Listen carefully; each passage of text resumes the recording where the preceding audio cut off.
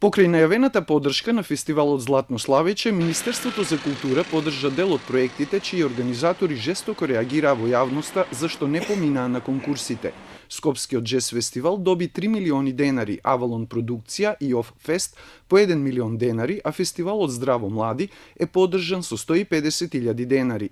Ова е епилогот од едномесечната ревизија на првично објавените резултати во годишната програма за култура на ресорното министерство. По првично објавените резултати, откако беа увидени формални недостатоци во документацијата на дел од пријавените, на апликантите им се даде можност во соодветен рок да достават дополнителни појаснувања и документација за нив.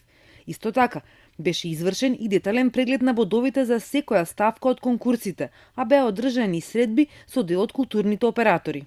Ревизијата на одбиените проекти следуваше побранот незадоволство во јавноста за начинот како биле распределувани средствата, а одбиени апликанти коментираат дека се фаворизираат проекти на поединци блиски до власта.